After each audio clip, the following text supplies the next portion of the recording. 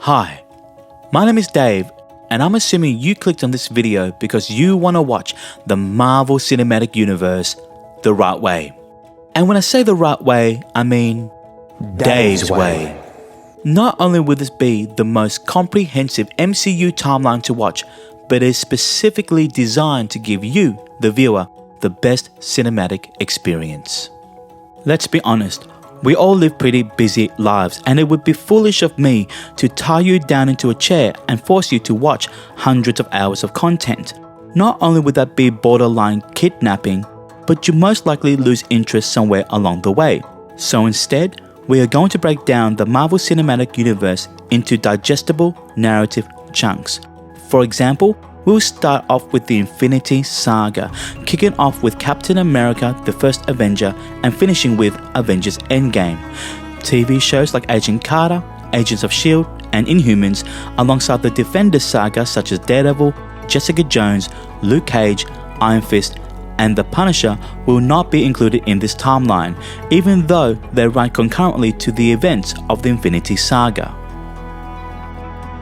If we were to include the series, it will add hundreds of hours to your viewing and break up the tone and narrative flow. So, we're going to push these series to the side and call them side quests. Once you've completed the Infinity Saga and you've fallen in love with the marvelous world of Marvel, you may choose to complete Side Quest A, the Agents of S.H.I.E.L.D. saga.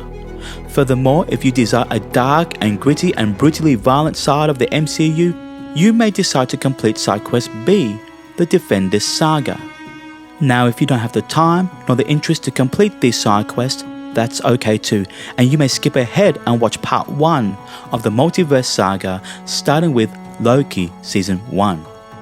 But I will say this, it is highly encouraged for you to complete as many side quests as you can in order for you to understand the subtle references and connections made in these films and TV shows.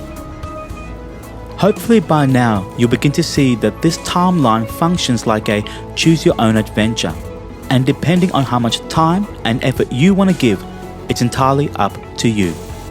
But before we begin, we need to establish some rules and disclaimers. 1.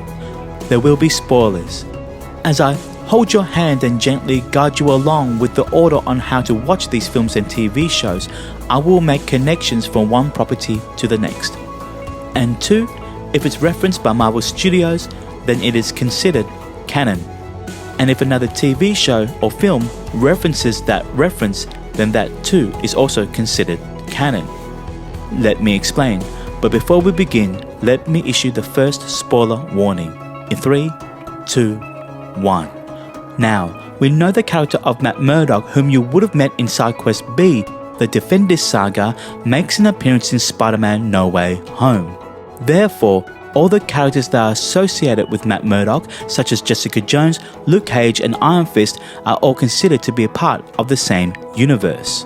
Furthermore, the show Cloak and Dagger makes direct connections to Luke Cage and Misty Knight, and therefore, shows such as Cloak and Dagger and Runaways are also included on this timeline. I hope that this timeline will give you the best Marvel cinematic experience possible. So, strap in, grab some popcorn, and let's go on this marvelous ride in a universe that is guaranteed to blow your mind. Hi, and welcome to the Infinity Saga. Now, whether you are a long-time Marvel fan or experiencing the MCU for the very first time, I just want to say welcome. We are about to embark on a phenomenal journey of storytelling, and I'm super excited to take you on this journey with me. Now, may I remind you that this timeline will not include shows like Agents of S.H.I.E.L.D. and Daredevil, even though they run parallel to the events of the Infinity Saga.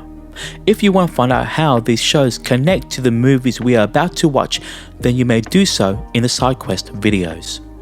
Furthermore, there will be spoilers as I will be making connections from one movie to the next. And as a heads up, this will take you approximately 51 hours and 4 minutes to complete the Infinity Saga. Now, let's strap in, get some popcorn, and let's get started. First, we're going to watch Eyes of Wakanda, a show that takes us through the history of Wakanda and the War Dogs. Set between 1260 BC and 1896 AD, we followed the adventures of Noni, Memnon, Basha, and Jarani, also known as Iron Fist. The show influences and sets up the events seen later in the film Black Panther.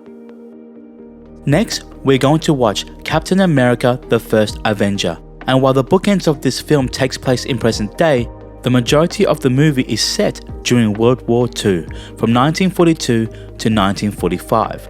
We follow a scrawny Steve Rogers as he goes on a journey to become the iconic Captain America. And here we're introduced to an array of characters such as Bucky Barnes, Peggy Carter, Howard Stark, and Dum Dum Dugan. And joining this cast we have some notable villains such as Johann Schmidt, aka the Red Skull, and Arnim Zola. Now throughout the Infinity Saga, you will be presented with some pretty important artifacts, and in this instance we are introduced to an artifact known as the Tesseract. It is also worth mentioning that all of the Marvel movies will contain an end credit scene, so it's definitely worth hanging around till the very end. Next, we are going to watch the Agent Carter one-shot. This short film takes place 1 year after the events of Captain America: The First Avenger, as we find out what Peggy Carter is up to once the war has ended. Characters such as Howard Stark and Dum Dum Dugan return, and we hear for the very first time an organization known as S.H.I.E.L.D. Next, we're going to watch Captain Marvel. Set in 1995, we follow Carol Danvers as she unravels the truth behind her mysterious origin. And here we are introduced to two alien races, the first being the Kree, which include characters such as Ronan the Accuser, Korath the Pursuer, and Yon-Rogg, and the other alien race known as the Skrulls, which include Talos and his daughter Gaia. Now alongside these characters we have Maria Rambeau and her daughter Monica, and younger versions of Nick Fury and Agent Coulson. Oh, and remember the Tesseract, which we saw back in Captain America: The First Avenger, well that pops up again here. Now this movie has two end credit scenes. The first end credit scene takes place after the events of Avengers Infinity War, so it's best to watch that later. The second end credit scene takes place after the events of this film, so you can go ahead and watch that. Next on our timeline is Iron Man, and here we are introduced to a character by the name of Tony Stark, a billionaire genius who goes from weapons manufacturer to a superhero legend. And joining Tony Stark we have an ensemble of characters such as Colonel James Rhodes, Pepper Potts, Obadiah Stane, and Christine Everhart, a journalist from Vanity Fair.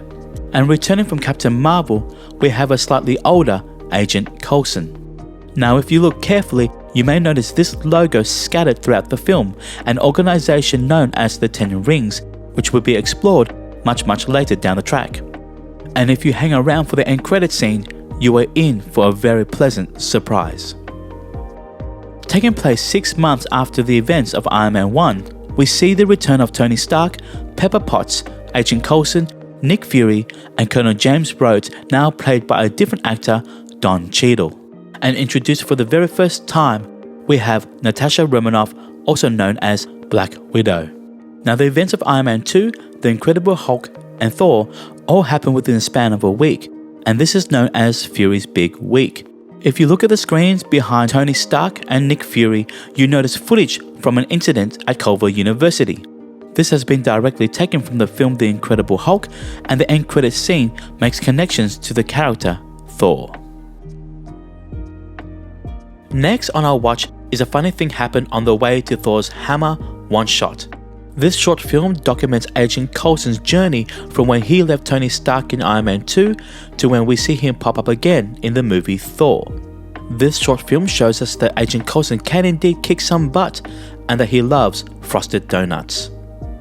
Next on our timeline is The Incredible Hulk, and here we follow Bruce Banner as he tries to find a cure for his monstrous condition. Joining Bruce we have General Thaddeus Ross and his daughter Betty, Samuel Stearns, and Emil Blonsky, also known as The Abomination. Now there are several references to the original TV show The Incredible Hulk, starring Bill Bixby and Lou Ferrigno, notably through the score and a cameo by the Incredible Hulk himself, Lou Ferrigno. Now you might be wondering whether you need to watch The Incredible Hulk show as part of your MCU watch, and my answer to that question would be a no. There is also no end credit scene for this film, although there is a before credit scene which sees the return of Tony Stark. Next, we're going to watch The Consultant one-shot, which sees the return of Agent Phil Coulson and introducing us to a new agent of S.H.I.E.L.D, Jasper Sitwell. This short film gives us a bit more context and resolution to the final scene we saw with Tony Stark at the end of The Incredible Hulk.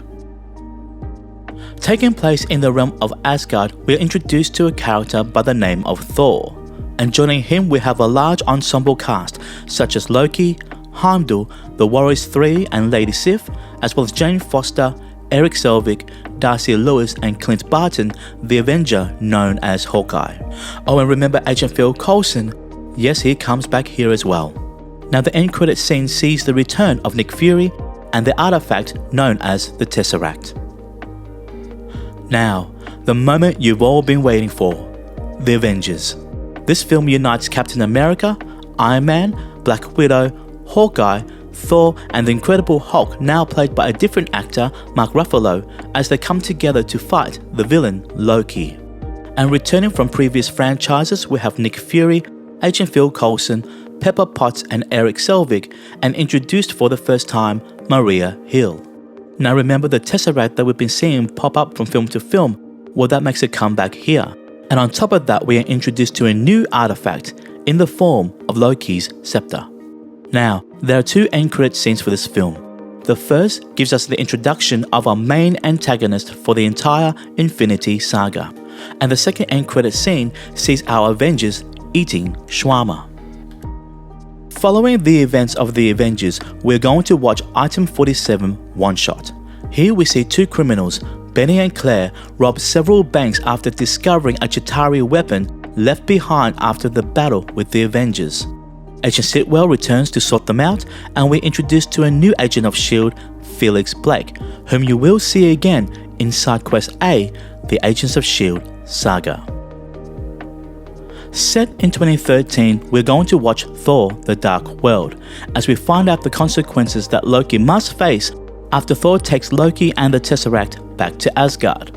Now there are strong arguments to put Iron Man 3 ahead of Thor: The Dark World, but for the sake of narrative flow, it is better to follow Loki through from the end of the Avengers over to Thor: The Dark World. Now most of the characters from the first Thor film returns here, as well as introducing us to several new ones, such as the Dark Elf Malekith and Algrim, also known as Curse. And while we keep some important artifacts in the back of our minds, such as the Tesseract and Loki's scepter, we are presented with a new one here in the form of the Aether. The end credit scene introduces us to the Collector, and we find out that both the Tesseract and the Aether both contain an Infinity Stone. Next on our timeline is Iron Man 3, as we watch Tony Stark navigate through his PTSD after the events of the Avengers.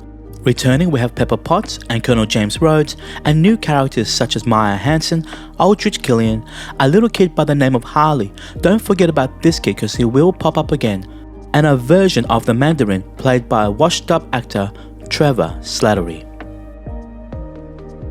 As we learn more about the history of Trevor Slattery, we're going to watch All Hail the King one shot.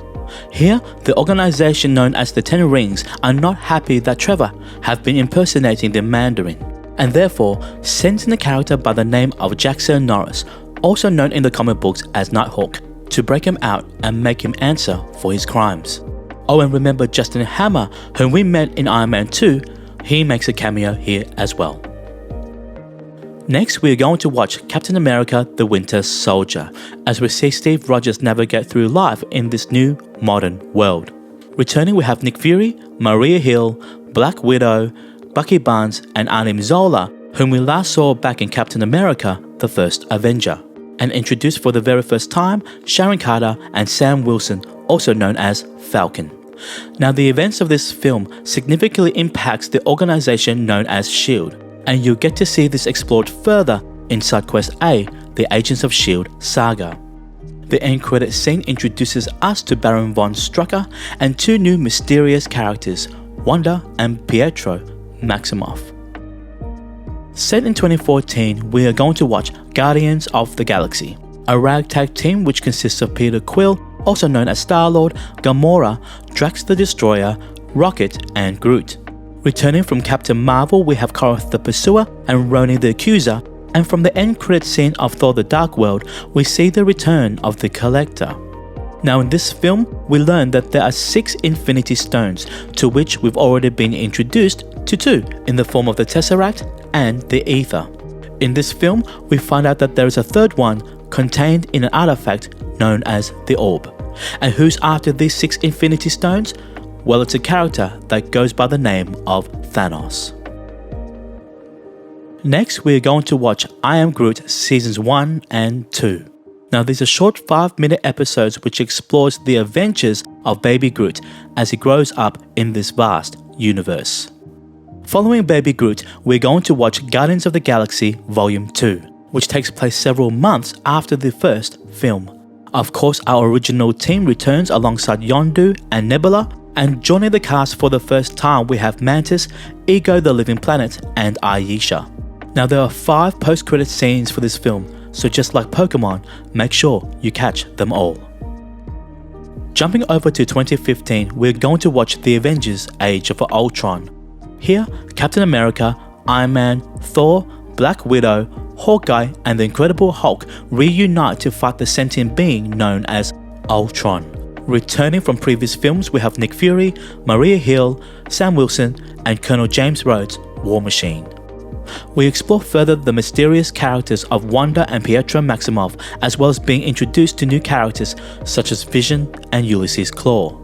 Now remember Loki's scepter, which we last saw at the end credit scene of Captain America the Winter Soldier?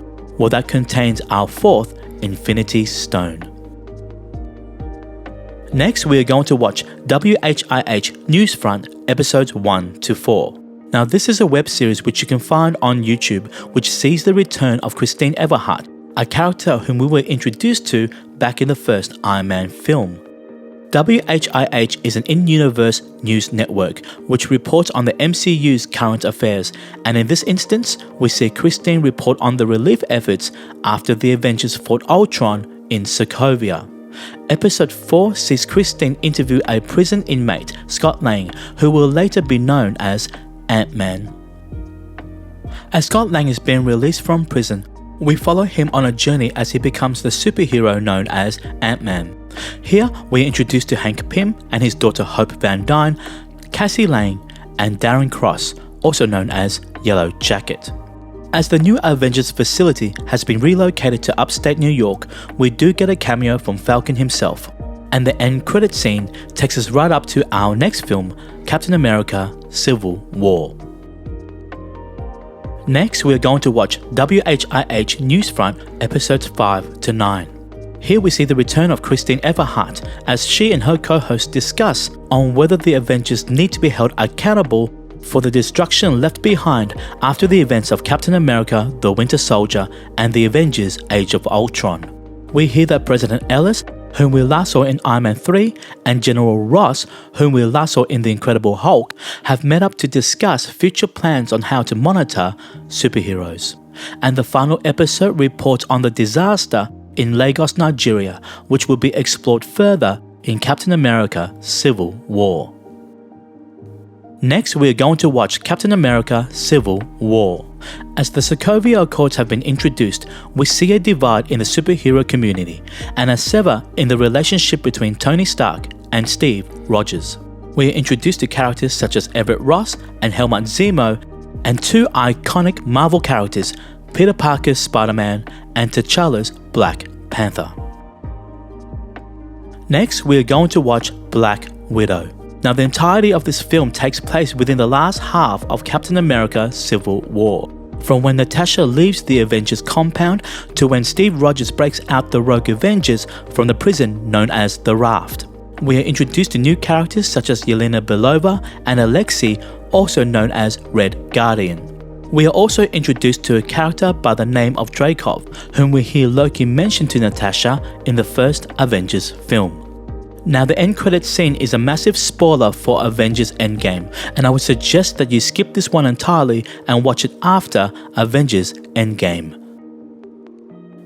Taking place 1 week after the events of Captain America Civil War, we're going to watch Black Panther, as we explore the nation known as Wakanda. Joining Black Panther, we have an amazing cast of characters such as Shuri, Okoye, Nakia, M'Baku, and Eric Killmonger, and returning from Avengers Age of Ultron, Ulysses Claw, and from Captain America Civil War, Everett Ross. Taking place 2 months after the events of Captain America Civil War, we're going to watch Spider-Man Homecoming. Now there's a title card that says that this film takes place 8 years after the events of the first Avengers film. This is wrong. It should be 4 years instead. As we see the return of Peter Parker, Aunt May, as well as Tony Stark, we're introduced to Ned Leeds, Betty Brant, Michelle Jones, MJ, as well as Adrian Toomes, also known as Vulture. Scattered throughout the film, we have cameos from some of the most iconic Spider-Man villains, such as Matt Gargan, also known as Scorpion, 2 versions of the Shocker, and Aaron Davis, also known as the Prowler, the uncle to Miles Morales. Next, we're going to watch Doctor Strange, as we follow a character by the name of Stephen Strange and his road to recovery after a horrible accident. We're introduced to new characters such as Wong, the Ancient One, Baron Mordo, and Christine Palmer, and villains Caecilius and Dormammu. Now this film presents us with another artifact, the Eye of Agamotto, which contains our 5th Infinity Stone. And the end credit scene sees the return of the Avenger, Thor. Next, we're going to watch Thor Ragnarok, which takes place 2 years after the events of the Avengers Age of Ultron. We see the return of Bruce Banner, Doctor Strange, Loki, Heimdall, and Odin, and introduce for the first time Hela, the Grandmaster, Valkyrie, Korg, and Surtur. Now the first post-credit scene occurs right before the 3rd Avengers film, The Avengers Infinity War. Taking place 2 years after Captain America Civil War, we're going to watch Ant-Man and the Wasp, as Scott Lang is towards the end of his 2-year house arrest. Returning, we have Hank Pym and Hope Van Dyne, and new characters are introduced, such as Bill Foster, Janet Van Dyne, and a character by the name of Ghost. Now there are 2 end credit scenes for this film, which takes place after the events of Avengers Infinity War, so it's best to watch that then. Now, we have reached the 2-part finale of the Infinity Saga with the Avengers Infinity War.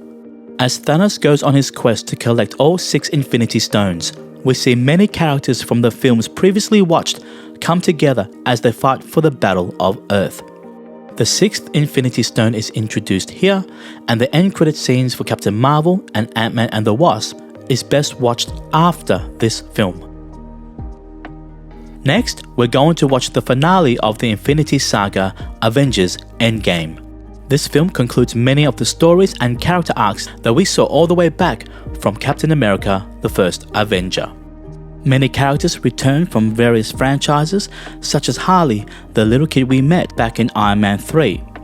Once you have finished watching this film, you may go ahead and watch the end credit scene from Black Widow, which introduces us to a crucial character, Valentina Allegra de Fontaine.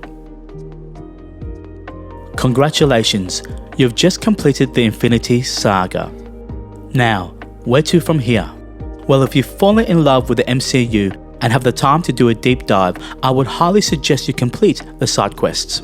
Side quest A is the Agents of S.H.I.E.L.D. saga, which includes 2 seasons of Agent Carter, 7 seasons of Agents of S.H.I.E.L.D., and 1 season of Inhumans. These shows make direct connections to the films we have just watched, and we may find characters from this side quest pop up again in the future. Side quest B is the Defenders Saga. Now this is a more dark and extremely violent side of the MCU. However, I would highly suggest you complete this side quest, as many characters from this saga will pop up again in future films and TV shows. Then there is side quest C, to which I would like to call it the Teenage Angst Saga, which consists of 2 seasons of Cloak and Dagger and 3 seasons of Runaways. These shows make direct connections to side quest A and B, so I would highly encourage you watch this after the previous 2. Now, if you don't have the time to do this side quest, that's okay as well. and you may continue along with our main quest with the first part of the Multiverse Saga, starting with Loki Season 1. Whichever direction you choose to take in this vast multiverse, that is up to you. So, I'll see you all in the next video. So, you're gonna do some homework. I'm proud of you. Welcome to Side Quest A, the Agents of S.H.I.E.L.D. Saga. Now in this side quest, you'll be required to complete 2 seasons of Agent Carter, 7 seasons of Agents of S.H.I.E.L.D., including a mini-series called Slingshot, and 1 season of Inhumans. Now these shows run parallel and concurrently to the films you have watched from the Infinity Saga, so hopefully you have completed that quest. Now before we begin, may I remind you that this video will contain spoilers, and I will be making connections from these shows to the films from the Infinity Saga.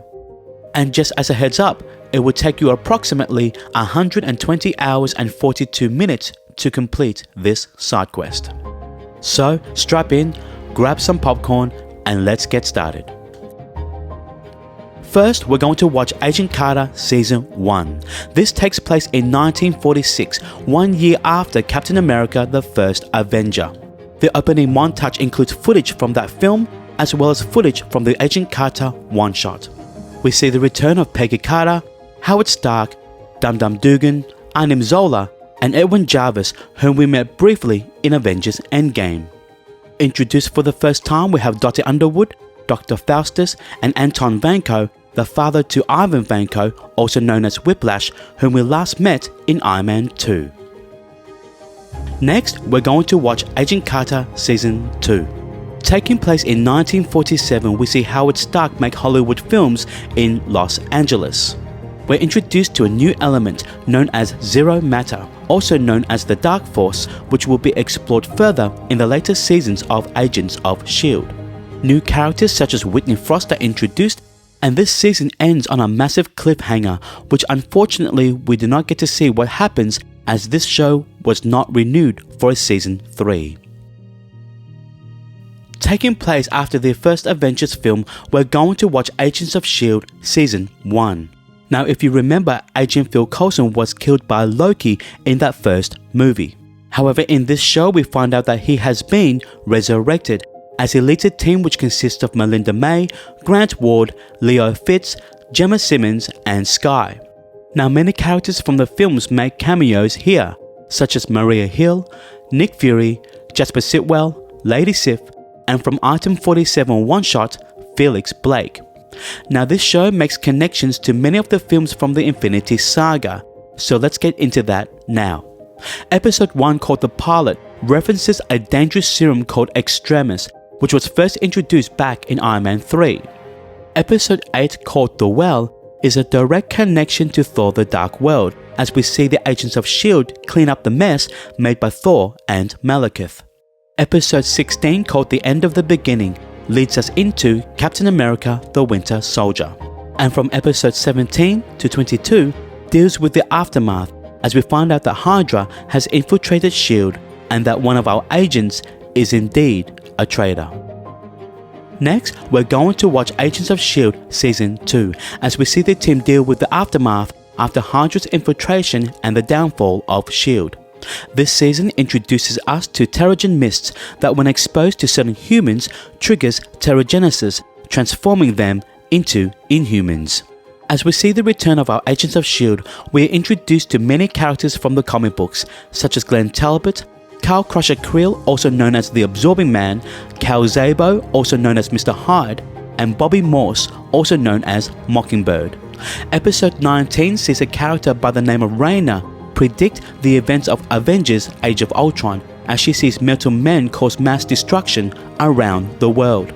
Episodes 20 to 22 deals with the aftermath of Avengers Age of Ultron and the emergence of Inhumans. Next, we're going to watch Agents of S.H.I.E.L.D. Season 3, as we continue to explore the emergence of Inhumans.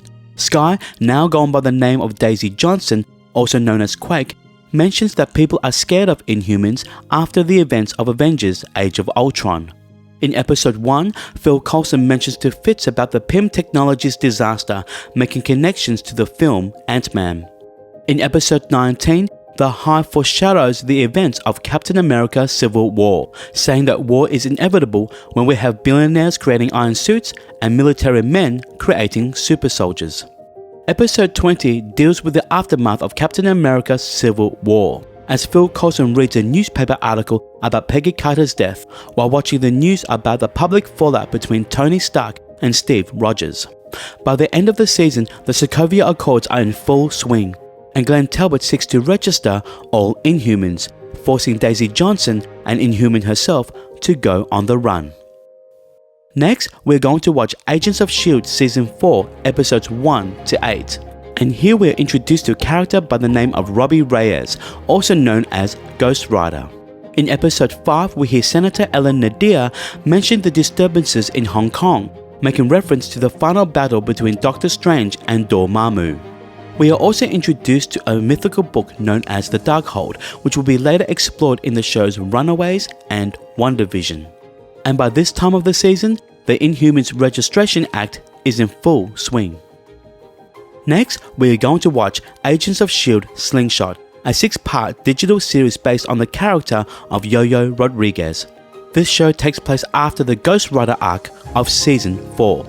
However, the majority of the series is a flashback, taking place several months ago when we see Yo-Yo sign the Sokovia Accords. Next, we're going to watch Inhumans, as we're introduced to the royal family of Atalan. This family consists of Black Bolt, Medusa, Gorgon, Karnak, Triton, Crystal, and the teleporting dog Lockjaw. As the royal family goes from the blue side of the moon to Hawaii, they find themselves in the middle of the Inhumans Registration Act, where in Episode 6, Crystal gets questioned on whether she should be on that register. Now take note, the actor who plays Black Bolt, Anson Mount, will reprise his role again as a variant version of Black Bolt in Doctor Strange in the Multiverse of Madness. After Inhumans, we're going to watch the rest of Season 4 of Agents of S.H.I.E.L.D. from Episodes 9 to 22. Here we continue to explore advanced technologies such as artificial intelligence and the virtual reality called the Framework. By the end of the season, we see the return of Ghost Rider as he travels through a portal similar to the Sorcerer's scene in Doctor Strange.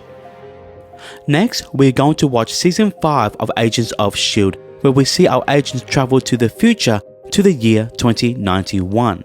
As they make their way back to present day, we discover a new element called Gravitonium, which has transformed Glenn Talbot to the villain known as Graviton. Towards the end of the season, we hear about Thanos' assault on Earth, making connections to Avengers Infinity War. Glenn Talbot, now drunk and disillusioned on power by the Gravitonium, decides to go help the Avengers fight Thanos, and it is at this point that this show no longer connects to the MCU films. It could be possible that this event created a branch timeline, as we never hear about Thanos' snap or the disappearance of half the universe in Season 6 and Season 7 of Agents of S.H.I.E.L.D. Next, we're going to watch Season 6 of Agents of S.H.I.E.L.D., where we are introduced to time-traveling aliens called the Chronocoms. This season explores parallel universes and time travel and continues to exist outside of the main MCU narrative. Now, to conclude this side quest, we're going to watch Season 7 of Agents of S.H.I.E.L.D. The entirety of this season focuses on time travel as we see our Agents of S.H.I.E.L.D. navigate through the time stream. We see the return of Daniel Souza, who we were last introduced to in Agent Carter Season 1. As the team discovers that they are on an alternate timeline, they travel through the quantum realm back to the end of Season 6 where they defeat the Chronocoms.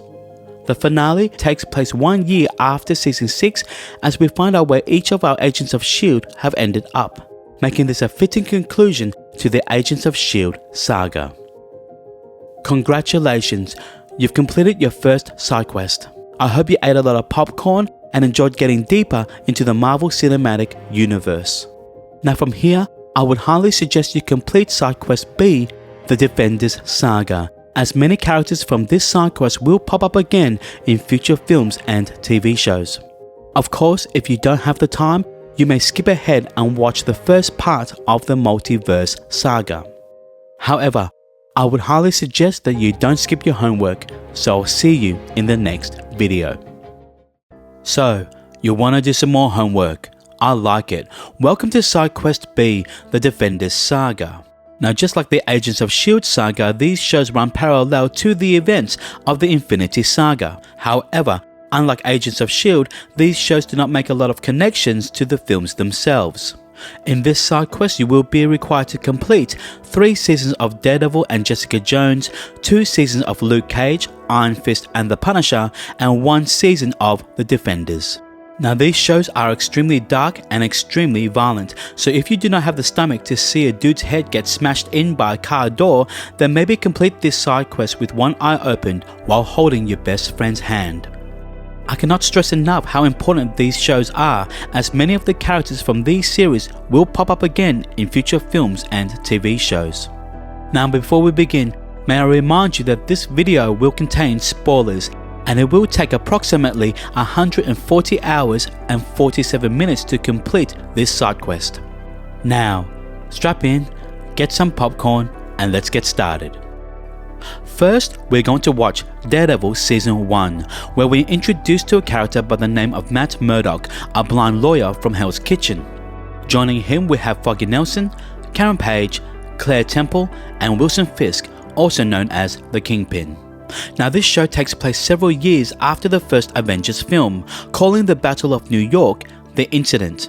There is also a neat little Easter egg seen in Fogwell's gym, a poster of a fight between Jack Murdock and Kyle Crusher Quill, also known as the Absorbing Man, whom we met in Season 2 of Agents of S.H.I.E.L.D. Next, we're going to watch Jessica Jones Season 1, a private investigator with superhuman strength. Introduced for the first time, we have Luke Cage, Trish Walker, Jerry Hogarth, and Zebediah Kilgrave, also known in the comic books as the Purple Man. We also see the return of Claire Temple from the first season of Daredevil. Following Jessica Jones, we're going to watch Daredevil Season 2, where we see the emergence of an organization known as The Hand. Introduced for the first time is the Punisher and Elektra, and Jessica Jones gets name dropped in episode 5. We also see the return of Claire Temple as she mentions to Foggy about her interactions with Luke Cage, and also returning are the Dogs of Hell biker gang whom we last saw back in Agents of S.H.I.E.L.D. Next, we're going to watch Luke Cage Season 1, and here we're introduced to new characters such as Misty Knight, Cottonmouth, and Diamondback. Claire Temple continues to make her presence known as she returns in episode 5, mentioning the events of the Hand in Hell's Kitchen. Episode 6, we hear Trish Talk, a radio show hosted by Jessica Jones' best friend, Trish Walker. Now, the MCU films play a big part in the storytelling of this season, as metal from the Chitauri attack has been made into weapons by Hammer Industries. Now, if you remember, Justin Hammer was introduced back in Iron Man 2 and later seen again in All Hail the King one-shot. By the end of this season, we see Claire Temple rip off a calling card for martial arts training by Colleen Wing, whom we will see next in Iron Fist Season 1. Next, we're going to watch Iron Fist Season 1, as we see Danny Rand return to New York after his supposed death 15 years earlier. Jerry Hogarth and Claire Temple return, and we're introduced to new characters such as Colleen Wing, Joy and Ward Meacham, and Bakudo. By the end of this season, we see Danny and Colleen travel to Kunlun, only to find the ancient city destroyed. After the events of Iron Fist Season 1, we are going to watch The Defenders. Now, this is like the Avengers of this side quest, as Daredevil, Jessica Jones, Luke Cage, and Iron Fist team up to fight the ever-growing presence and threat of the Hand.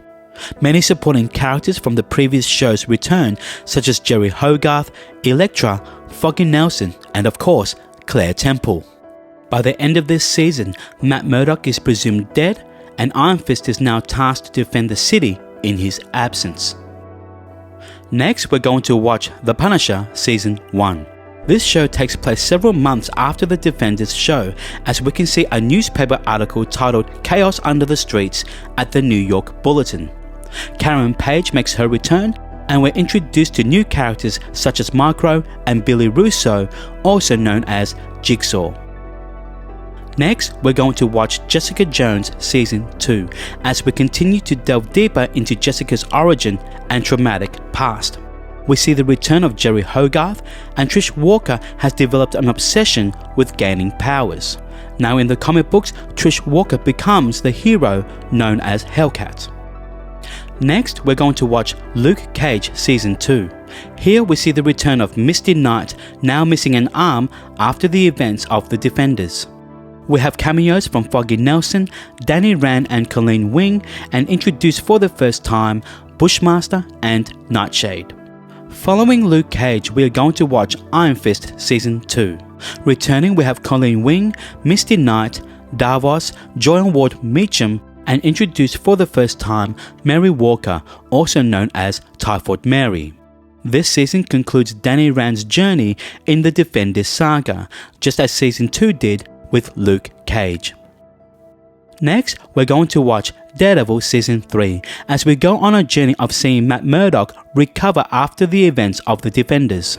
Foggy Nelson and Karen Page reprise their respective roles from when we last saw Foggy in Season 2 of Luke Cage and Karen in Season 1 of The Punisher.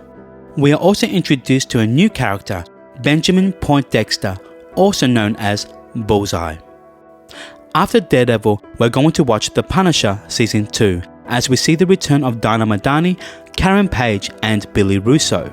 We are also introduced to a character by the name of John Pilgrim. Concluding the Defenders Saga, we are going to watch Jessica Jones Season 3.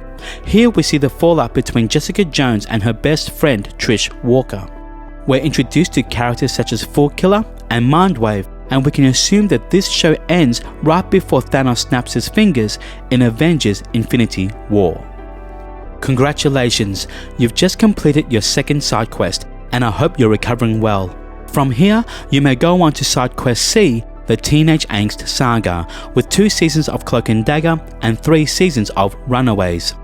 If you don't have the time for teenage drama, then you may go ahead to our main quest with part 1 of the Multiverse Saga. Whichever direction you choose, I'll see you in the next video. Okay, so we're going deep. Welcome to Side Quest C, the Teenage Angst Saga. Now if you're into the teenage young adult type of shows with a little bit of superhero flair, then this might be for you.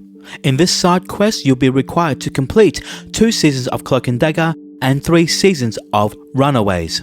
Now these shows make some connections to the MCU films as well as the side quests, which you should have done in the Agents of S.H.I.E.L.D. saga and the Defenders Saga. Now before we begin, may I remind you that there will be spoilers, and it will take you approximately 42 hours and 10 minutes to complete this side quest. Now, strap in, grab some popcorn, and let's get started. First, we're going to watch Cloak and Dagger Season 1. Set in New Orleans, we're introduced to Tandy Bowen and Tyrone Johnson, a pair of teenagers who discover superhuman abilities. We are also introduced to Detective O'Reilly, who mentions her friendship to Misty Knight, who we last met in the Defenders Saga. Now if you watch Luke Cage Season 2, Episode 8, we hear Detective Nandi Tyler mention to Misty that O'Reilly had been transferred to New Orleans. Taking place 8 months after Season 1, we're going to watch Cloak and Dagger Season 2. Here both Tandy and Tyrone grow more confident in their abilities as they face a new threat, Andre Deshane, also known as Despair. In Episode 9, we see Tyrone read a newspaper article which was titled Luke Cage in Harlem Rumble by Karen Page. Next, we're going to watch Runaways Season 1, where we follow 6 teenagers as they discover that their parents are a part of a dangerous cult called the Pride. We're introduced to Alex Wilder, Nico Minoru, Carolina Dean, Chase Stein, Gertrude Yorks, Molly Hayes, and a genetically engineered dinosaur called Old Lace. As the teens dig deeper into their parents' shenanigans, they begin to discover their own unique abilities. Taking place 24 hours after Season 1, we're going to watch Runaways Season 2, as their parents go on a hunt for their children. In Episode 10, we see Nico tap into the Dark Dimension the same way Caecilius does in Doctor Strange. Next, we're going to watch Runaways Season 3, which takes place 36 hours after Nico battles her parents at the Pride's headquarters. We are introduced to a character by the name of Morgan Le Fay, where in episode 6 we find out that she's in possession of the Darkhold, which was introduced to us back in Agents of S.H.I.E.L.D. In episode 8 we see the return of Cloak and Dagger as they team up with the Runaways to rescue their friends who are trapped in the Dark Dimension. Now, it is important to mention that both of these shows were originally released on Hulu and Freeform. However, there was another Marvel show that flew under the radar called Hellstrom. Now, the only connection to the MCU this show has was an Easter egg of the Roxxon Corporation seen at the end of episode 1. Now, Roxxon was mentioned in films such as Iron Man 3 and shows like Cloak and Dagger, and you can see Roxxon scattered throughout the MCU. The show focuses on Damon and Satana Hellstrom, and you can categorize this show in the genre of horror. But because this show is so far removed from the main MCU, you may skip this one entirely. Now, if you've come this far and completed all 3 side quests, may I take this time to congratulate you and say, well done. I hope that you've enjoyed this era of the Marvel Cinematic Universe. From here, we will continue on with our main narrative timeline, starting with part 1 of the Multiverse Saga with Loki Season 1. Now, the Multiverse Saga is an even crazier ride, as we continue to journey with the characters that we know and love, as well as being introduced to a bunch of new ones. We will be jumping between timelines and universes as we explore Fox's X-Men universe and Sony's Spider-Man universe, and I can't stress enough how important these side quests will be. So, I hope you are ready, and I'll see you in the next video. Hi, welcome to part 1 of the Multiverse Saga. Now, if you've just come from the side quest videos or from the Infinity Saga video, I hope that you've enjoyed the journey so far. Now, the Multiverse Saga is a lot more complex and less straightforward, as you will be required to jump between universes and timelines.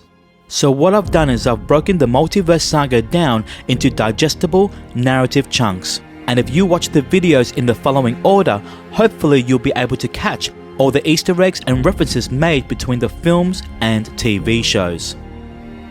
Let me break it down. We are going to start with this video, part 1 of the Multiverse Saga, starting with Loki Season 1 and finishing with Eternals. We're then going to change universes and complete Side Quest D, the Fox's X-Men Saga. Now, it's super important that you complete this side quest, as many characters from the X-Men universe will pop up again in future MCU films. We are then going to complete Side Quest E, the Marvel Legacy Saga, where we will watch films made outside of Marvel Studios such as Fantastic Four, Daredevil, Elektra, Blade and The Punisher. We are then going to complete Side Quest F, the Marvel Animated Series Saga. Now, if you want to catch all of the Easter eggs and musical cues seen in shows such as Ms. Marvel and films such as Spider-Man Across the Spider-Verse, then this side quest is recommended. We are then going to complete the Spider-Verse Saga, starting with Spider-Man Far From Home, as well as watching the Tobey Maguire and Andrew Garfield films alongside Venom, Morbius and the Into the Spider-Verse franchise. We are then going to come back to our main MCU timeline with part 2 of the Multiverse Saga, starting with Doctor Strange in the Multiverse of Madness. Now, this film will reference all of the side quests that came before it. For example, it will bring in a character from the X-Men universe while using a musical cue from the Marvel animated series. It will also bring in a variant of a character introduced from the Marvel Legacy Saga, as well as referencing the events from Spider-Man No Way Home. We are then going to conclude the Multiverse Saga with part 3, starting with Loki Season 2 and finishing with Avengers Secret War. So, I hope you guys are ready to go on this crazy journey with me. Before we begin, may I remind you that this video will contain spoilers, and it will take you approximately 24 hours and 48 minutes to complete part 1 of the Multiverse Saga. So, strap in, grab some popcorn, and let's get started. First, we are going to watch Loki Season 1, where we follow a branch timeline Loki, the one who stole the Tesseract back in Avengers Endgame. Now this show takes place outside of time, and we are introduced to characters such as Mobius, Sylvie, B-15, Renslayer, and He Who Remains. By the end of the season, the multiverse erupts into chaos, and we begin to explore stories outside of the main MCU, now referred to as the Sacred Timeline. Next, we are going to watch What If Season 1. After the events of Loki and the branching of the multiverse, we're going to explore alternate stories that we know from the Infinity Saga. For example, Episode 1 sees Peggy Carter receive the Super Soldier Serum instead of Steve Rogers, turning her into the hero Captain Carter. Now this season explores some fun ideas such as T'Challa becoming Star-Lord, Marvel Zombies, and seeing Ultron receive the Infinity Stones. We also see the return of the Watcher, whom we were last introduced to back in I Am Groot Season 2.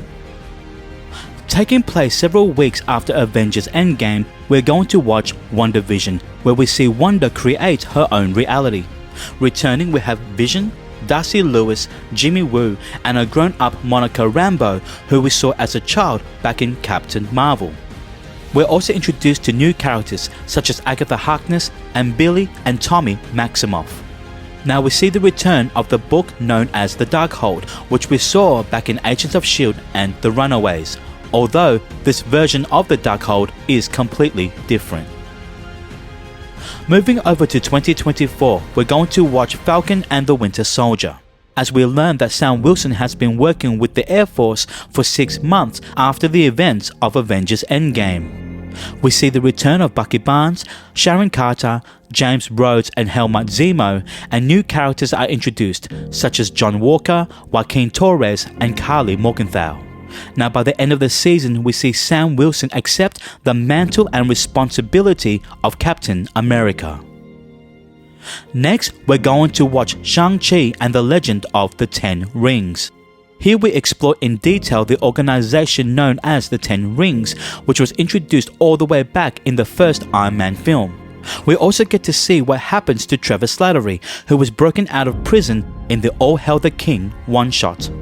Now this movie introduces us to an ensemble of brand new characters such as Shang-Chi and his sister Xialing, Katie, Razor Fist, Death Dealer and the real Mandarin, Wenwu. We get a great cameo fight between Wong and the Abomination, whom we last met in The Incredible Hulk, and the end credit scene sees the return of Bruce Banner and Captain Marvel. Next, we're going to watch Eternals. Now this might seem like an unusual placement, as Ajak in the film mentions to Icarus that Thanos' snap took place 5 years prior, which should place this film in the year 2023. However, it's a little unusual that there has been no acknowledgement of a celestial coming out of the ocean outside of an Easter egg seen in She-Hulk.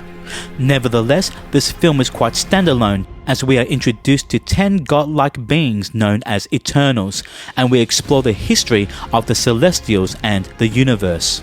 The end credit scene teases the origin of Dan Whitman's Black Knight, and we are introduced to Thanos' brother, Star Fox. Now, we are going to take a bit of a pause. Keep in mind, we are currently in the year 2024 in the Marvel Cinematic Universe timeline. From here, we're going to travel the multiverse and complete Side Quest D, the Fox's X-Men Saga, where we will be introduced to characters such as Wolverine, Deadpool, Professor X and Magneto.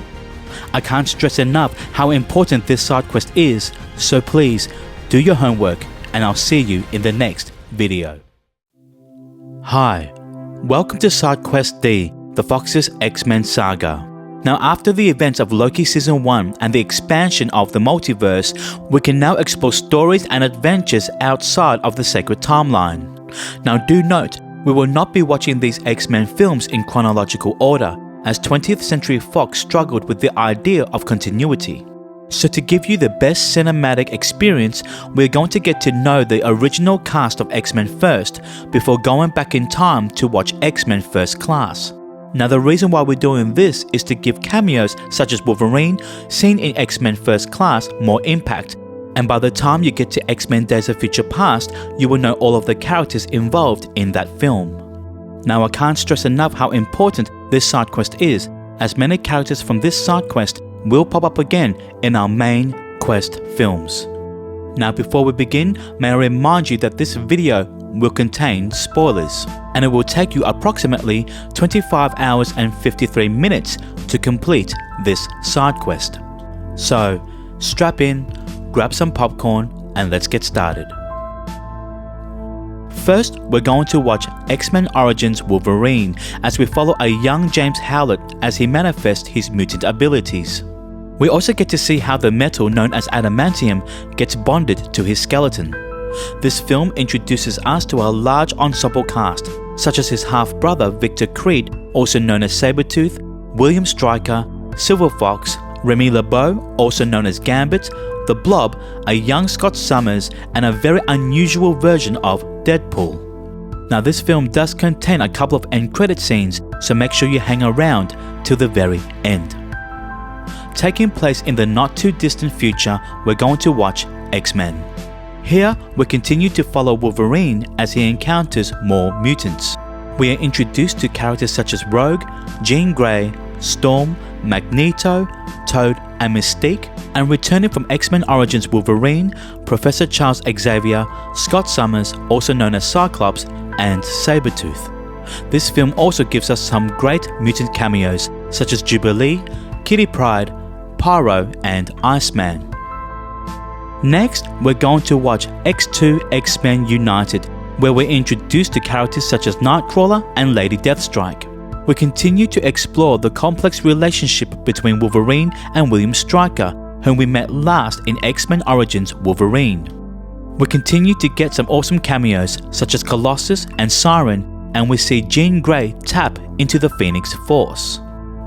Next, we're going to watch X-Men The Last Stand, the final part to this X-Men trilogy. We see Jean Grey turn into the Dark Phoenix, and we explore the Mutants Cure story arc. We're introduced to Beast, Angel, Multiple Man, Juggernaut, and Moira McTaggart, and make sure you hang around for the end credit scene for a very interesting reveal. Next, we're going to watch The Wolverine. Here, we journey with Logan as he deals with his grief after the events of X-Men The Last Stand. We see Wolverine travel to Japan, where we are introduced to characters such as Yukio, Mariko, Viper, and the Silver Samurai. Now the end credit scene leads us into X-Men Days of Future Past. From here, we're going to go back in time and watch X-Men First Class, where we are introduced to younger versions of Professor X, Moira McTaggart, Mystique, and Beast. We also get an extension of Magneto's origin, an almost scene-for-scene recreation of the origin that we saw from the first X-Men film. We are introduced to new characters such as Havoc, Banshee, Sebastian Shaw, and Azazel, and we get a cameo from the Wolverine. Next, we're going to watch X-Men Days of Future Past. Not only is this a sequel to X-Men First Class, but an extension of the end credit scene that we saw in The Wolverine. This film brings together the original X-Men cast from the X-Men trilogy, as well as the new cast that we've just met in X-Men First Class. This film deals with time travel, and we see how the events of this film impacts and shapes the future of the X-Men. We're introduced to new characters such as Bishop, Blink, Sunspot, and Quicksilver, as well as Bolivar Trask and his Sentinel program. Now there are two versions of this film, and I would recommend you watch the Rogue Cut version, as the character of Rogue was completely edited out in the theatrical release. From here, we will continue journeying with the younger cast of X-Men with X-Men Apocalypse. We are introduced to Ensa Bernard, an ancient mutant known as Apocalypse. We see younger versions of Scott Summers, Jean Grey, Storm, Nightcrawler, Angel, Jubilee, and Psylocke. We also get a brief cameo of Weapon X, also known as Wolverine, and it is hinted at that Quicksilver is the son of Magneto. Next, we're going to watch X-Men Dark Phoenix, a retelling of the Dark Phoenix saga that we saw back in X-Men The Last Stand. We are introduced to an alien race known as the Dabari, and we get a great cameo from the mutant known as Dazzler. Now this film marks the end of this particular X-Men series. Next, we're going to watch Deadpool, which introduces us to the proper version of Wade Wilson. Now, the character of Deadpool is known to break the fourth wall, as he references the two different actors that played Professor X from the films that we have just watched. We also get a more comic book accurate version of Colossus and new characters such as Vanessa, Negasonic Teenage Warhead, Ajax, and Blind Al. And if you look really carefully somewhere in the background, you might find a S.H.I.E.L.D. helicarrier. Next, we're going to watch New Mutants. Now, this film is quite standalone and is set sometime in the distant future. We are introduced to Danielle Moonstar, Wolfsbane, Sam Guthrie, also known as Cannonball, Sunspot, and Ileana Rasputin, also known as Magic, the sister of Colossus. We also see the introduction of Demon Bear and a little dragon known as Lockheed. Next, we're going to watch Deadpool No Good Deed. Now, this short film was played right in front of the theatrical release of Logan and serves as a tease for Deadpool 2. Footage from this short was used in a tribute video for 20th Century Fox that we saw in the end credit scene of Deadpool and Wolverine. Set in the year 2029, we are going to watch Logan, as we follow an older Wolverine in a world where the majority of mutants are gone. We see the return of Professor X and Caliban, whom we were introduced to back in X-Men Apocalypse, and new characters such as X-23 and Donald Pierce. By the end of this film, we see the tragic death of Logan, and this concludes his arc in the Fox's X-Men saga. There is also a noir version of this film, should you choose to watch this in black and white. To conclude the Fox's X-Men saga, we are going to watch Deadpool 2. As Deadpool continues to break the fourth wall, we see him make a joke about Logan's death in the form of an action figure, and we see a cameo from the most recent team of the X-Men. We see the return of Vanessa, Blind Al, Negasonic Teenage Warhead, Colossus, and an accurately sized Juggernaut, but also being introduced to new characters such as Cable, Domino, and Shatterstar. By the end of this film, we see Deadpool travel back in time to kill off the dodgy version of Deadpool that we saw back in X-Men Origins Wolverine, bringing the Fox's X-Men saga full circle. There are also a couple of variations of this film, such as an extended cut called the Super Duper Cut and a PG version called Once Upon a Time, a Deadpool. Congratulations, you've just completed SideQuest D, the Fox's X-Men saga. From here, we will continue to explore the multiverse in SideQuest E, the Marvel Legacy Saga. Here, we will watch films such as Fantastic Four, Daredevil, Elektra, Blade, The Punisher, and Ghost Rider, and I can't stress enough how important these films will be moving forward. So, let's continue to do our homework, and I'll see you in the next video. Hi, welcome to SideQuest E, the Marvel Legacy Saga. Here, we will watch the rest of 20th Century Fox's Marvel films such as Daredevil, Elektra, and Fantastic Four, and other Marvel films made by other film studios such as Blade, The Punisher, and Ghost Rider. Now, before we begin, may I remind you that there will be spoilers, and it will take you approximately 32 hours and 36 minutes to complete this side quest. So, strap in, grab some popcorn, and let's get started. First, we're going to watch Daredevil. Released in 2003, we see Ben Affleck play our main character, Matt Murdock.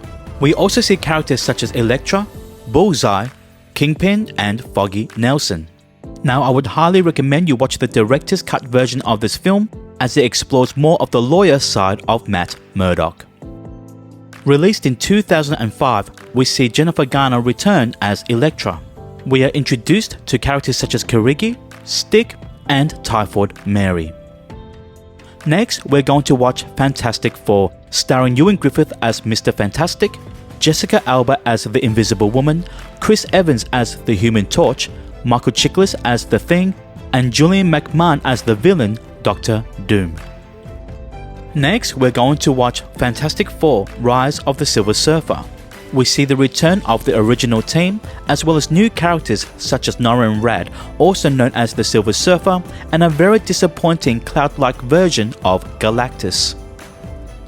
Released in 2015, we see a reboot of Fantastic Four, starring Miles Teller as Mr. Fantastic, Kate Mara as the Invisible Woman, Jamie Bell as the Thing, and Michael B. Jordan as the Human Torch. Now, from here we are going to watch other Marvel films made by other film studios. These films are more dark and violent, just like the Defenders Saga that we watched back in SideQuest B. Released in 1998, we see Wesley Snipes play a character by the name of Blade, a half-human, half-vampire. We're introduced to characters such as Whistler and a comic book villain known as Deacon Frost. Next, we're going to watch Blade 2, as we see the return of Wesley Snipes as our main character. We're introduced to a brand new villain known as Jared Nomak. Next, we're going to watch Blade Trinity, the final part to this Blade trilogy.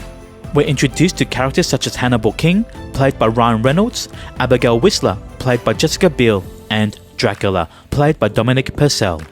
In the extended, unrated cut of this film, we see an alternate ending where we see Hannibal King and Abigail Whistler chase down a werewolf. This could possibly be a character by the name of Jack Russell, Werewolf by Night. Following Blade Trinity, we're going to watch Blade the series. This show is a continuation of the Blade trilogy. However, Wesley Snipes does not return to play our main character. Instead, the role of Blade is taken up by actor and rapper Sticky Fingers. From here, we're going to watch a series of Punisher films, starting with 1989's The Punisher film starring Dolph Lundgren. This is your typical 1980s action film and does not include any characters from the comic books outside of the Punisher himself. Released in 2004, we're going to watch a more comic book accurate version of The Punisher starring Thomas Jane. We're introduced to characters such as Joan, Spacker Dave and Mr. Bumpo, and a character by the name of The Russian, whom you will see a version of in The Void, in Deadpool and Wolverine. Next, we're going to watch The Punisher Dirty Laundry. This is a short film that was screened at San Diego Comic-Con back in 2012, which sees the return of Thomas Jane as the Punisher. Next, we're going to watch Punisher Warzone, played by a different actor, the late Ray Stevenson. We're introduced to comic book characters such as Martin Soap, Jigsaw, and Microchip. Moving over to another character, Johnny Blaze, we're going to watch Ghost Rider, starring Nicolas Cage. Now, we did see a version of Johnny Blaze in the Agents of S.H.I.E.L.D. saga, where we see Johnny Blaze's Ghost Rider pass on the spirit of vengeance over to Robbie Reyes. This film introduces us to Roxanne Simpson, the Caretaker, Blackheart, and Mephistopheles, also known as Mephisto in the comics. Next, we're going to watch Ghost Rider Spirit of Vengeance. Now, this is kind of like a soft reboot, even though Nicolas Cage returns as Johnny Blaze. We see a different version of Mephisto, and we are introduced to characters such as Danny Ketch and the villain known as Blackout. Congratulations, you've just completed SideQuest E, the Marvel Legacy Saga. Now from here, you may move over to SideQuest F, the Marvel Animated Series Saga. Now this isn't completely necessary, so if you don't have the time to watch a whole bunch of cartoons, you may go ahead and start the Spider-Verse Saga, starting with Spider-Man Far From Home. Whichever path you decide to take, I'll see you in the next video. Hi, welcome to SideQuest F, the Marvel Animated Series Saga. Now this is a bonkers of a side quest, as you will be required to watch a lot of cartoons. But if you want to catch all of the Easter eggs and references made in future films and TV shows, then this side quest is recommended. So what's included in this video? First, you will be required to watch the 90s X-Men animated series. Now the theme song for this show will be heard again in films such as Doctor Strange in the Multiverse of Madness and shows like Ms. Marvel and Season 3 of What If. Not only that, but Marvel Studios continued on with this show with X-Men 97. Now X-Men 97 is not included in this video, as that show is just too good to put in a side quest. So you will be watching that later in part 3 of the Multiverse Saga. Then we're going to watch a collection of Spider-Man animated shows in preparation for Spider-Man Across the Spider-Verse. Now Spider-Man Across the Spider-Verse references Spider-Man No Way Home, the Tobey Maguire and Andrew Garfield Spider-Man films, Venom, as well as all of the other versions of Spider-Man that you will see in this side quest. As you can see, all of these shows and movies are all connected. Now before we begin, may I remind you that there will be spoilers, and how long will this take? I have absolutely no idea. So strap in, grab some popcorn, and let's get started. First, we're going to watch 5 seasons of the X-Men animated series. Not only is the theme song iconic to 90s kids, but the show portrays the X-Men and X-Men related characters perfectly from the comic books. We explore stories such as the Phoenix and Dark Phoenix Saga, Days of Future Past, and the Legacy Virus arc. Next, we're going to watch 3 seasons of the 1960s Spider-Man animated series. Yes, the one with the famous Spider-Man theme song. Now the animation style is quite simple and basic, and we're introduced to villains such as Green Goblin, Dr. Octopus, and Mysterio. Next, we're going to watch 5 seasons of the 90s Spider-Man animated series. This show is set in the same universe as the X-Men animated series, so expect to see some of the X-Men appear in this show. This series includes some of the most iconic stories from the comic books, such as the Clone Saga and Secret Wars. Taking place on Counter-Earth, we're going to watch Spider-Man Unlimited. Here, Spider-Man goes on a mission to save John Jameson as he finds himself in an alternate world ruled by animal and human hybrids created by the High Evolutionary. Now the High Evolutionary will be a character explored further in Guardians of the Galaxy Volume 3. Next, we're going to watch 2 seasons of the Spectacular Spider-Man. We're introduced to some classic villains such as Lizard, Sandman, Vulture, and Electro. Now, if you want, you may go ahead and watch some of the Marvel Lego animations that can be found on Disney Plus and Marvel HQ, as the Lego version of Spider-Man is seen in Spider-Man Across the Spider-Verse. If you want to be thorough, you may watch other animated series which is set in the same universes as the 90s X-Men and Spider-Man series. These are Iron Man, Fantastic Four, Silver Surfer, The Incredible Hulk, and Avengers United They Stand. It is important to note that the new Marvel animation intro contains images from these shows. However, these shows are not necessary for you to watch. Congratulations, you've just completed Side Quest F, the Marvel Animated Series Saga. Now if you actually completed this side quest, I want to give you a hug because that's commitment. I hope that you are not Spider-Man out, because from here we're going to go across to the Spider-Verse Saga. So let's continue to push through, and I'll see you in the next video. Hi, welcome to the Spider-Verse Saga. In this video, we are going to watch all of the Spider-Man and Spider-Man related films as one narrative structure. We are going to start with our main MCU sacred timeline, starting with Spider-Man Far From Home, and then jumping between multiverses to explore Tobey Maguire and Andrew Garfield's Spider-Man universe, as well as the Tom Hardy's Venom universe. Now, films such as Madam Web and Kraven the Hunter are not included on this timeline, as there are no properties linked to the MCU that makes references to these films.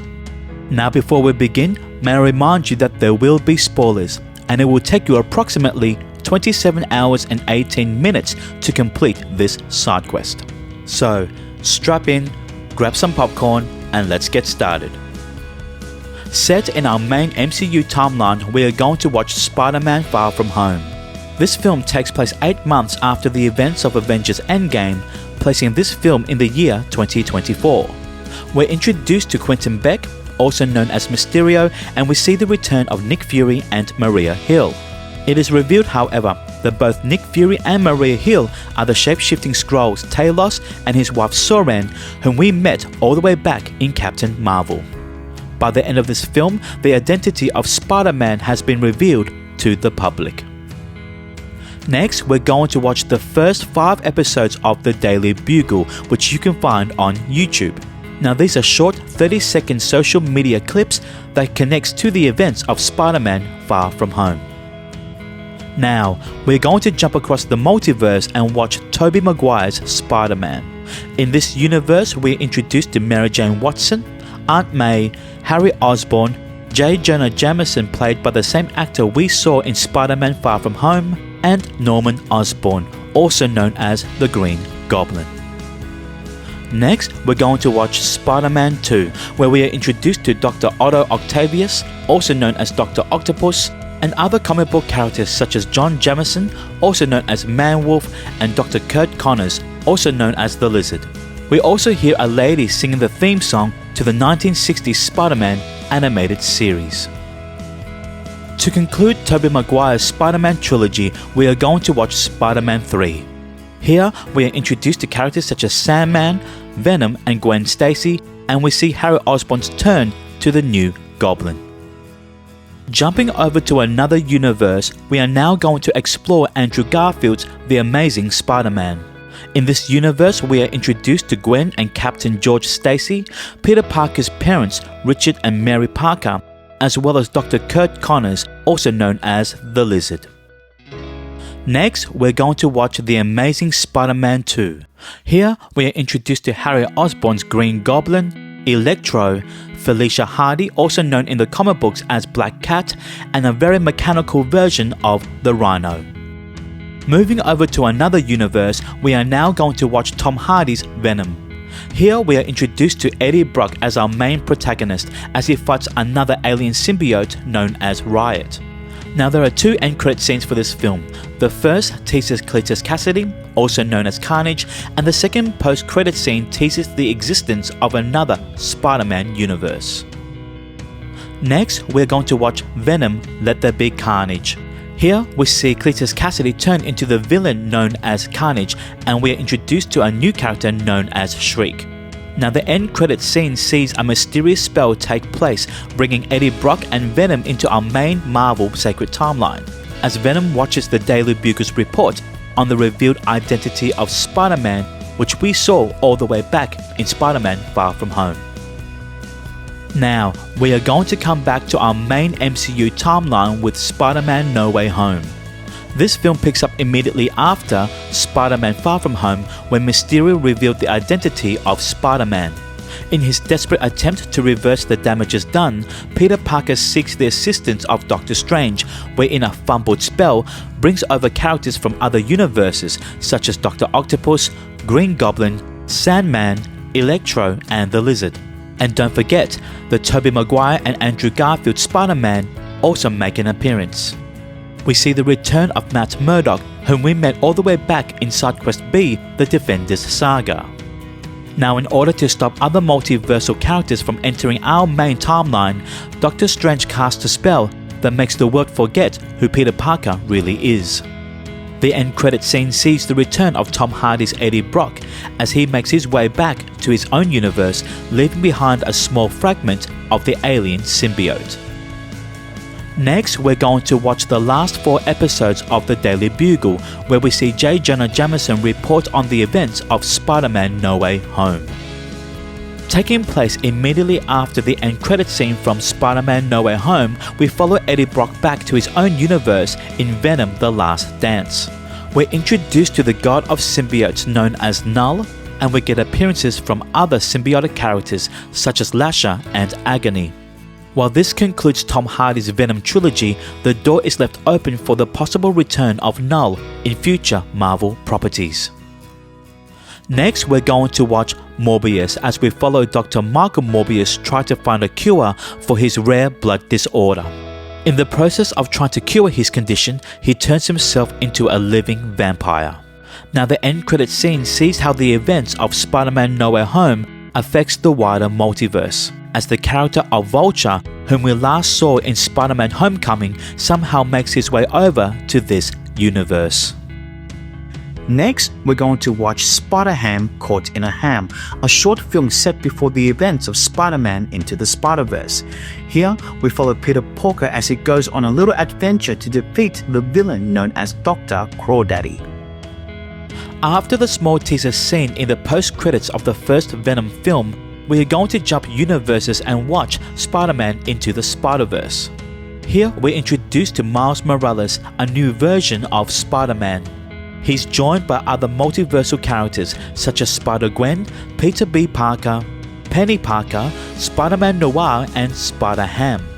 We also get appearances from some notable villains such as Green Goblin, Kingpin, Tombstone, Dr. Octopus, and the Prowler.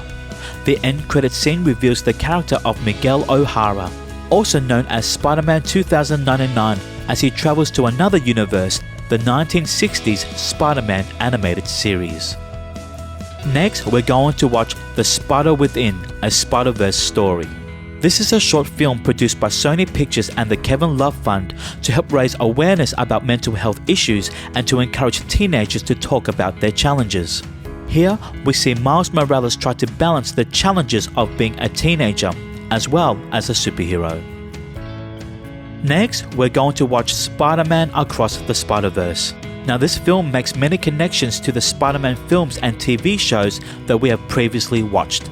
For example, Miguel O'Hara makes a reference to Spider-Man No Way Home, talking about Doctor Strange and the little nerd on Earth 1999-99. We get footage from the Tobey Maguire and Andrew Garfield Spider-Man films, as well as a cameo from Mrs. Chen from the Tom Hardy's Venom universe. We see an alternate version of Aaron Davis, whom we met back in Spider-Man Homecoming, only this time he's in his Prowler outfit.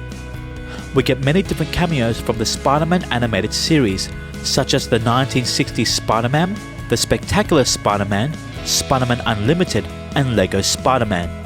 We're introduced to new characters such as Spider-Woman, Spider-Punk, Spider-Man India, and Scarlet Spider, as well as a new villain known as the Spot. Congratulations, you have just completed the Spider-Verse saga. Now from here, we are going to go back to our main MCU timeline and complete part 2 of the Multiverse Saga. I hope you are ready to continue on with this journey, so I'll see you in the next video. Hi, welcome to part 2 of the Multiverse Saga. Now in this video, we're going to come back to our main MCU sacred timeline as we continue to journey with characters that we know and love, such as Doctor Strange, Hawkeye, Nick Fury, and Thor. Along the way, we're going to meet some new characters such as Moon Knight, She-Hulk, and Ms. Marvel. Now before we begin, may I remind you that there will be spoilers, and it will take you approximately 48 hours and 20 minutes to complete part 2 of the Multiverse Saga. So, strap in, grab some popcorn, and let's get started. First, we're going to watch Doctor Strange in the Multiverse of Madness. Now this film takes place towards the later end of 2024 as Doctor Strange and Wong mentions the events of Spider-Man No Way Home to America Chavez. This film also serves as a continuation of WandaVision, as we see Scarlet Witch continue to search for her twin boys using the Darkhold. As Doctor Strange and America Chavez travel the multiverse to Earth 838, we discovered that our Earth has been designated as 616. We're introduced to a group known as the Illuminati, where if you've done all of your homework and watched all of the side quests, you will know each and every one of these characters. So let's get into them now. First, we're introduced to this universe's version of Captain Carter, whom we met in the first season of What If. We're then introduced to Black Bolt, where if you completed side quest A, the Agents of S.H.I.E.L.D. saga, Black Bolt was introduced in the show Inhumans. We then get the reveal of Captain Marvel, where we see Maria Rambeau possess superhuman abilities instead of her best friend Carol Danvers. We are then presented with the smartest man alive, Dr. Reed Richards, also known as Mr. Fantastic. Now if you completed side quest E, the Marvel Legacy Saga, you would have already met 2 versions of Mr. Fantastic. And last but not least, we see Professor Charles Xavier, played by Patrick Stewart from the original X-Men trilogy.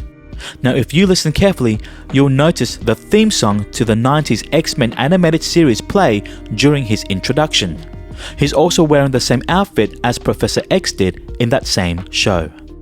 By the end of the movie, we learn about the event known as Incursions, the colliding of 2 universes, and the end credits scene reveals the character known as Clea, the niece of Dormammu. Taking place during the holiday season of 2024, we're going to watch the series Hawkeye, as we see Clint Barton spend some time with his family after the events of Avengers Endgame. We're introduced to Kate Bishop and her dog Lucky, Maya Lopez also known as Echo, and Jack Duquesne also known as the Swordsman. We see the return of Yelena Belova, whom we last saw all the way back in the Black Widow film, as well as Wilson Fisk, also known as the Kingpin, from the Daredevil series. Next, we're going to watch Echo. This series takes place 5 months after the finale of Hawkeye, placing this show in the year 2025. We see the return of Wilson Fisk, and we get a great cameo from Daredevil. By the end of the season, we see Wilson Fisk take interest in running for mayor of New York. Next, we're going to watch Moon Knight, as we're introduced to a character by the name of Stephen Grant. Now, this show is quite standalone, and the only connection to the wider MCU is an ad on a bus for the Global Repatriation Council, seen from The Falcon and the Winter Soldier. This is the first time we're introduced to Egyptian gods, such as Khonshu, Amit and Taweret, and the character of Layla becomes the comic book character known as the Scarlet Scarab. Following on from the theme of gods, we are going to be introduced to a few more in Thor, Love and Thunder. Here, we're introduced to Zeus, Hercules, Baal the god of dumplings, and the villain known as Gord the god butcher. This film takes place 8 years, 7 months and 6 days after Jane and Thor broke up, which we heard about back in Thor Ragnarok, which took place in 2017. We see the return of Jane Foster as the mighty Thor, King Valkyrie, Korg, Darcy Lewis and the Guardians of the Galaxy. Next, we're going to watch She-Hulk Attorney at Law, where we are introduced to Bruce Banner's cousin, Jennifer Walters. We see the return of Wong as he mentions the events of Spider-Man No Way Home, and we see leaked footage of his fight with the Abomination, which took place the year prior in Shang-Chi and the Legend of the Ten Rings. Also returning, we have Bruce Banner and the Abomination, as well as Matt Murdock, also known as Daredevil. Now, if you listen carefully, you will hear the theme song to his own show, which we saw in the Defenders Saga, play here as well. We're introduced to an array of new characters, such as Titania, the Wrecking Crew, Mr. Immortal and Leapfrog. There is also the mention of a Lady Thor, which we saw in Thor Love and Thunder, and we are introduced to Hulk's son, Scar. Now, like Deadpool, She-Hulk is a character known to break the fourth wall, and you'll see her do that here. And blink and you'll miss it, but we finally get an acknowledgement of a Celestial coming out of the ocean, which we saw back in Eternals. Now, the next 3 properties, Ms. Marvel, Black Panther Wakanda Forever, and Ant-Man and the Wasp Quantumania, all share a common thread, which is Scott Lang becoming a celebrity. In Ms. Marvel, we are introduced to Kamala Khan, where she recounts the events of Avengers Endgame through her extensive research, listening to Scott Lang interviews. We're introduced to a new artifact in the form of a bangle, which grants Kamala Khan special abilities. We're presented with new characters such as Kamran and Red Dagger, and by the end of the season, it is revealed that Kamala is a mutant. Now, if you listen carefully, you will notice the 90s X-Men animated series theme song play during this reveal. Now, the end credit scene sees the return of Captain Marvel, which will be explored further in the film The Marvels. Taking place in 2025, we are going to watch Black Panther Wakanda Forever, which takes place 1 year after the death of King T'Challa. We see the return of Shuri, Okoye, Nakia and Everett Ross, and returning from Black Widow and the Falcon and the Winter Soldier, Valentina Allegra de Fontaine. We're introduced to new characters such as Namor and Ironheart, and we get 2 neat Easter eggs seen on a news scroll on CNN, which talks about New Asgard signing treaties, which we saw in Thor Love and Thunder, and Scott Lang promoting his new book, Look Out for the Little Guy. Next, we're going to watch Ant-Man and the Wasp Quantumania, as we see Scott Lang promoting his new book by reading it to a group of children. We see the return of Hank Pym, Hope and Janet Van Dyne, as well as Cassie Lang, who later becomes the hero known as Stature. We see a variant of He Who Remains from Loki Season 1 in the form of Kang the Conqueror. The end credits scene teases the events of Loki Season 2, and we get another variant of He Who Remains, Victor Timely. Taking place 30 years after Captain Marvel, we are going to watch Secret Invasion, as we see Nick Fury return from space after seeing him in the end credits scene of Spider-Man Far From Home. We see the return of Talos and his daughter Gaia, as well as Maria Hill and Rhodey. we're introduced to a new character known as Gravik, and this show reveals that several characters that we know from the MCU have been shape-shifting Skrulls. Following Nick Fury from Secret Invasion and from the end credit scene of Ms. Marvel, we're going to watch The Marvels. Here we see the return of Kamala Khan, Monica Rambeau, whom we last saw back in WandaVision, and Carol Danvers' Captain Marvel. We're introduced to a new villain known as Dar-Ben, and we see a comic book accurate version of the Supreme Intelligence. By the end of this film, Monica Rambeau finds herself in an alternate universe where we are introduced to the X-Man known as Beast, played by the same actor Kelsey Grammer that we saw from the original X-Men trilogy. Next, we're going to watch Ironheart. After spending some time with the Wakandans in Black Panther Wakanda Forever, we see the return of Riri Williams with a new Ironheart suit. Throughout the show, we hear name drops of Kaecilius and Dormammu, and we are introduced to new characters such as Natalie, Ezekiel Stane, The Hood, and Mephisto. Next, we're going to watch Werewolf by Night, an hour-long special which focuses on the character of Jack Russell, also known as Werewolf by Night. We get the introduction of Elsa Bloodstone and Man-Thing, and while this special presentation was originally released in black and white, you may also watch this in colour. Taking place during the Christmas season of 2025, we're going to watch Guardians of the Galaxy Holiday Special. We see the return of the Guardians of the Galaxy from when we last saw them in Thor Love and Thunder, and you'll notice that Groot has now grown a little bit bigger. Concluding the Guardians of the Galaxy trilogy, we're going to watch Guardians of the Galaxy Volume 3.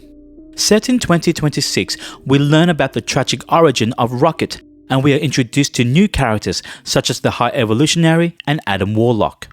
We see the return of Ayesha, and by the end of the film, we get a very different team of Guardians. Taking place 3 years after the events of WandaVision, we're going to watch Agatha All Along. As Agatha breaks free from Wanda's spell, we see her and her coven unlock the mysteries of the Witch's Road.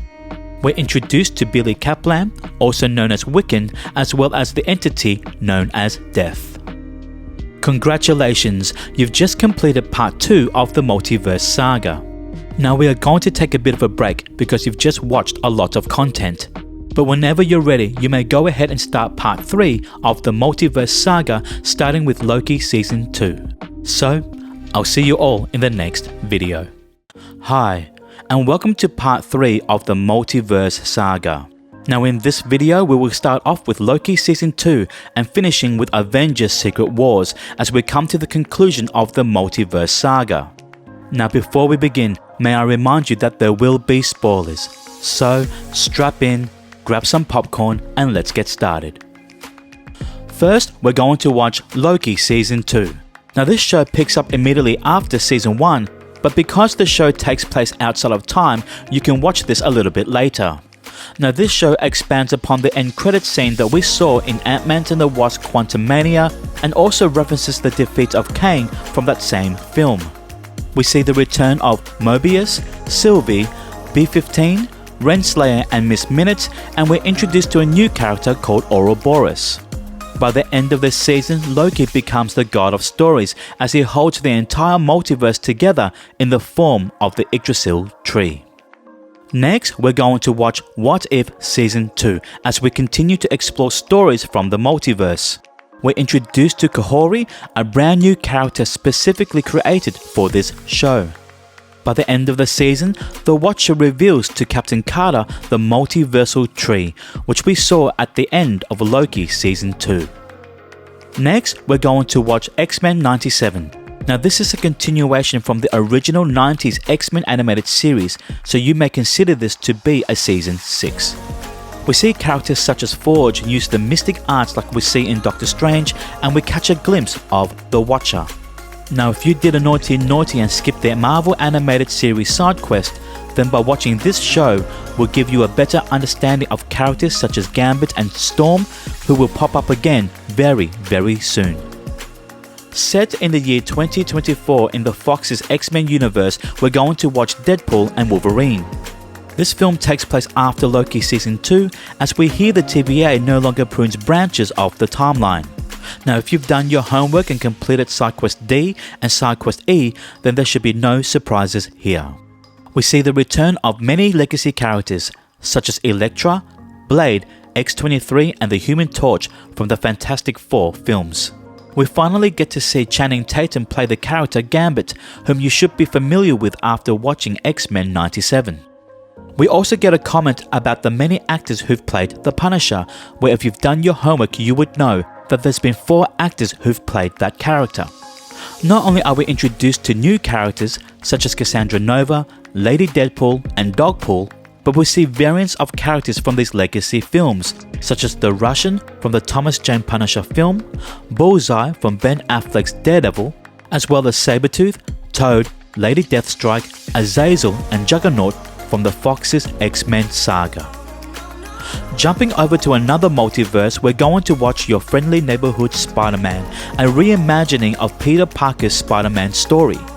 We are reintroduced to Nico Minoru, whom you would have met in the Runaways show, and we catch a glimpse of the Watcher in the final episode. We're introduced to brand new characters such as Norman and Harry Osborn, as well as Amadeus Cho. Next, we're going to watch the 3rd and final season of What If, as we conclude the stories of Captain Carter and the Watcher. We're introduced to another original character called Birdie, as well as Storm, the Goddess of Thunder, voiced by the same actress Alison Seeley Smith, who voiced Storm in the X-Men animated series and X-Men 97. And if you listen carefully, you will hear the same X-Men theme song. Next, we're going to watch Season 1 of Daredevil Born Again. Now, this show starts off in 2025 after Matt Murdock's appearance in She-Hulk Attorney at Law. It then jumps forward 1 year later to 2026 and then finally moves over to 2027 when Wilson Fisk becomes Mayor of New York on New Year's Eve. We see the return of Karen Page, Foggy Nelson, Vanessa Fisk, Benjamin Poindexter, also known as Bullseye, Frank Castle's Punisher, and Jack Duquesne, whom we saw in the Hawkeye series. We are also introduced to a brand new villain known as Muse. Next, we're going to watch Captain America Brave New World. Here we see the return of Sam Wilson as Captain America, Joaquin Torres as the new Falcon, and Samuel Stearns as the leader, whom we met all the way back in The Incredible Hulk. We finally get an acknowledgement of the Celestial coming out of the ocean, which we saw in the Eternals film. It is within this Celestial that we discover the new metal known as adamantium. We're introduced to the Red Hulk, and from the Serpent Society, Sidewinder and Copperhead. Set on Earth 828, we're going to watch Fantastic Four First Steps. Introducing us to Marvel's first family, we have Reed Richards' Mr. Fantastic, Sue Storm's Invisible Woman, Johnny Storm's The Human Torch, and Ben Grimm's The Thing. We are also introduced to Shia LaBeouf's Silver Surfer, Galactus, and Mole Man. The end credit scene takes place 4 years after the film's finale, introducing us to the villain known as Doctor Doom. Following the events of Captain America Brave New World, we're going to watch Thunderbolts. This film sees the return of Yelena Belova, Bucky Barnes, John Walker, Red Guardian, Ghost and Taskmaster. Valentina Allegra de Fontaine mentions a president becoming a red monster, referring to President Ross's turn to the Red Hulk, and we are introduced to a new character known as Sentry. The end credit scene takes place 14 months after the events of this film, as the Thunderbolts, now known as the New Avengers, prepare for the arrival of the Fantastic Four. Now, at this time of recording, we are currently up to date with everything that Marvel Studios have released. As they continue to release new films and TV shows, I will update this timeline accordingly based on where everything should be watched. So please hit the like and subscribe button and hit the notification bell to stay up to date with this watch order. I'll see you soon.